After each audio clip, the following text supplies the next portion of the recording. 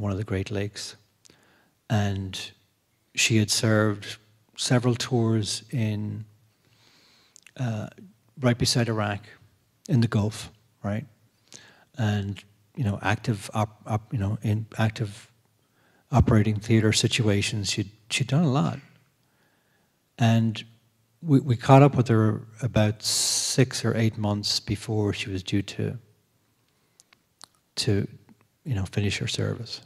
And she told us, she said, well, one thing I really regret is, I don't have anything in the way of a qualification that I can use to become a registered nurse. If I go out there now, I have to start from scratch. Nothing I've done in the last 9 years will be taken as credit.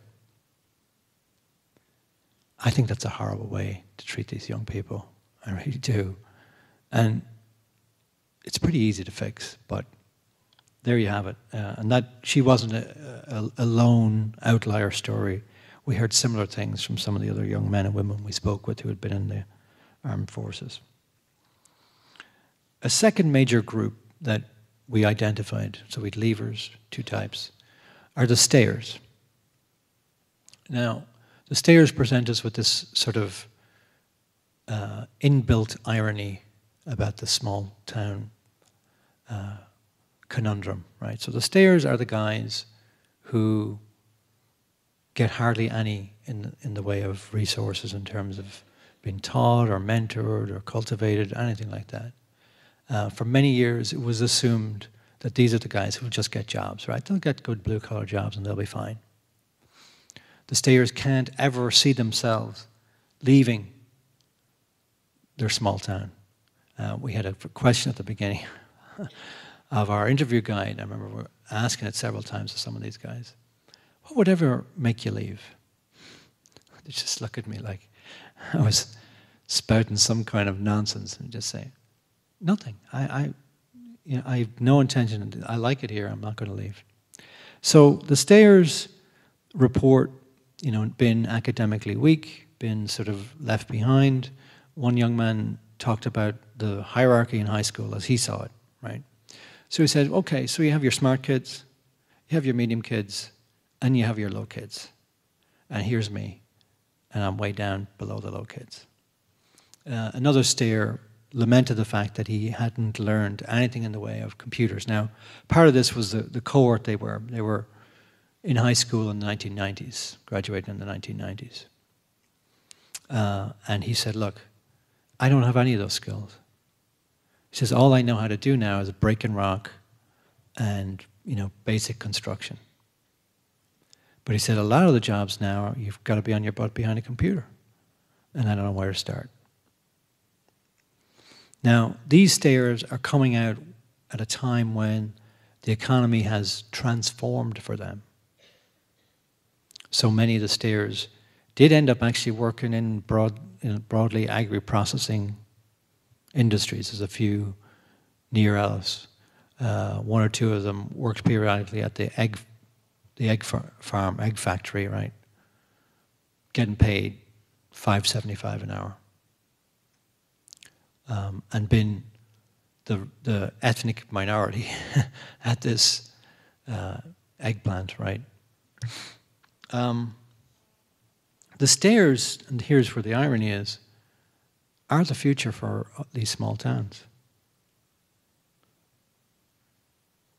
We should really think about how we need to invest in these guys, train them, retrain them, start very early on in school and encourage them to take tracks that may not mean a 4-year degree, but could mean a certification, could mean a 2-year associate's degree, in the skills that are needed in the local, regional, and even national economy. Well, no, probably wouldn't make that much sense given that they don't want to leave, but these are the guys. And yet they're the ones who time and time again when we spoke with them talked about how alienated they felt, how underappreciated they felt, and how they were, people were just suffering them until they left. Our third major group are returners. And we have 2 subgroups in here. And our returners are of two types. The first type is the larger group. They're called boomerangs. And the boomerangs are usually young women. The stayers, by the way, are usually young men. There's a point to that. The boomerangs are usually young women who go away like a boomerang for a very short period of time, and if you throw the boomerang correctly, it's supposed to come back, right? You do a little loop, you come right back. If you're really good at it, you're able to catch it. I could never do that. The boomerangs intend to come back. They sometimes engage in education after high school. It's usually a certification or an associate's degree. The boomerangs will work in white/pink collar jobs for the most part, and they will return after a short period of time and usually end up marrying stayers. Not exclusively, but usually. Okay? And then there's the smallest group of all, a group of returners that everybody wants, and those are the Highflyers. So the Highflyers are the doctors, the teachers, the nurses, the dentists, the lawyers, the entrepreneurs, that small cadre of professionals that are really, really important for a small town. Think of what I spoke about earlier about being medically underserved.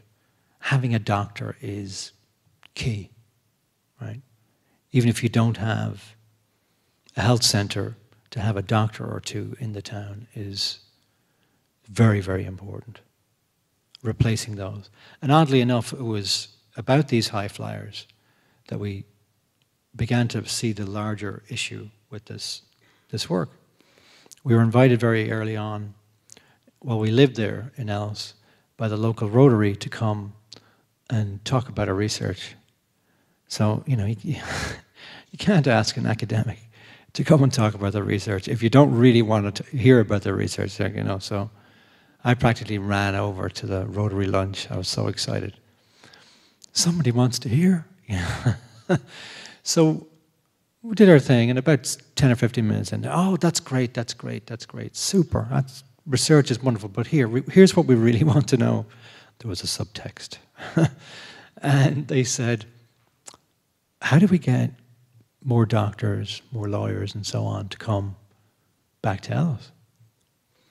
This is a really great question. We hadn't really thought about it that much because we're still, literally in the middle of the research phase. And we thought about it. We said, well, from what we've, the people we've talked to so far, you do a really good job of greasing the rails to make them leave. And so it becomes very difficult when you've done that. Go, go, go, be a success. To suddenly reel them back, right? Now here's the thing. Here's the curious thing. These guys, the Highflyers, everybody wants them. States want them. Regions want them. Small towns want them. Counties want them. They all want them, right?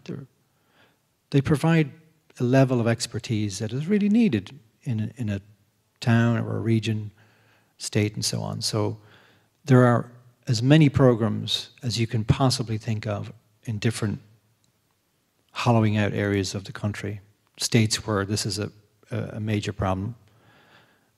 So you have tuition or loan forgiveness in West Virginia and Maine.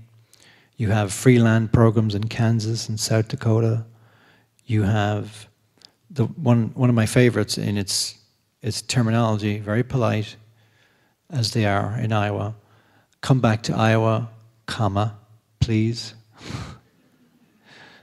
which I think is great, There's no anger there. I can imagine the Philadelphia version was, what's wrong with you? Come back to Philadelphia now.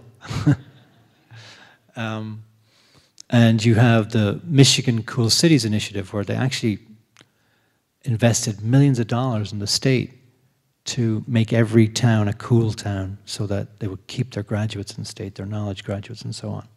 Now, none of these have either worked or we just don't know yet. Like the free land program, 10 years down the road is when you measure the effect of that. Do these people stay after the initial benefits of getting a free plot of land, help with plumbing and so forth? And in some places they were given 2-year memberships to the country club thrown in.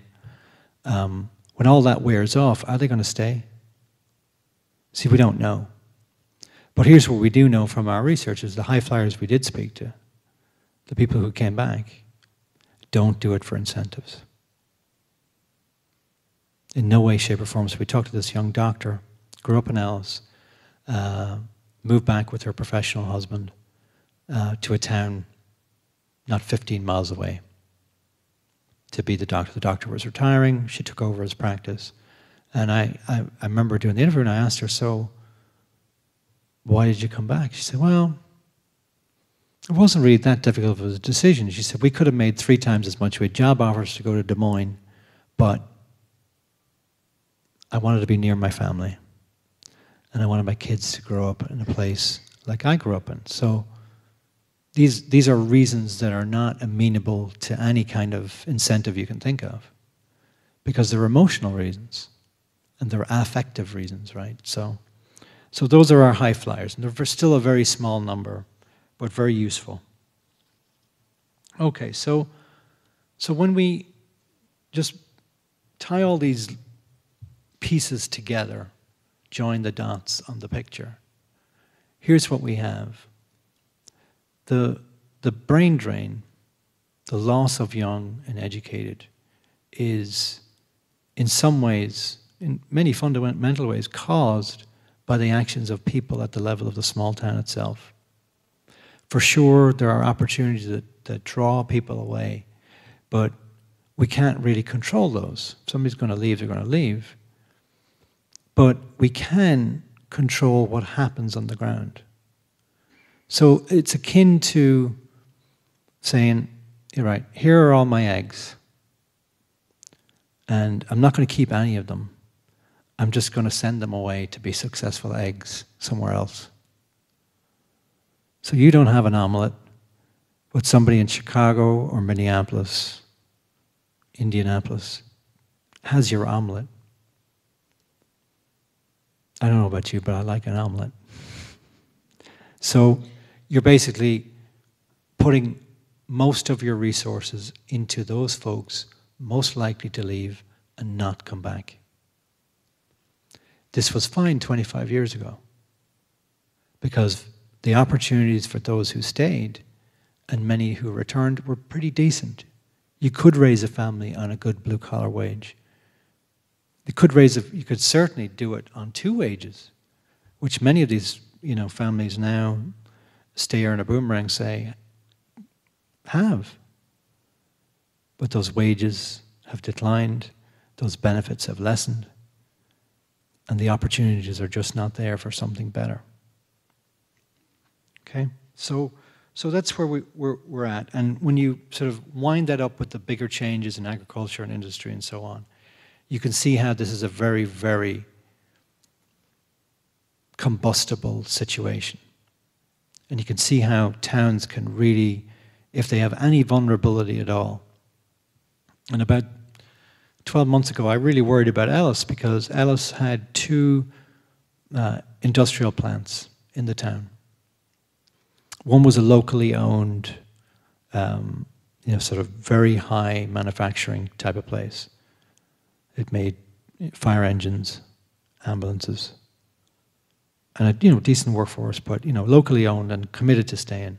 And the other was a multinational that employed 200 people, which for a town of 2,000, that's a lot, right? And the multinational decided that, well, this Ellis plant isn't really helping us. We can basically amalgamate what they're doing with somewhere else.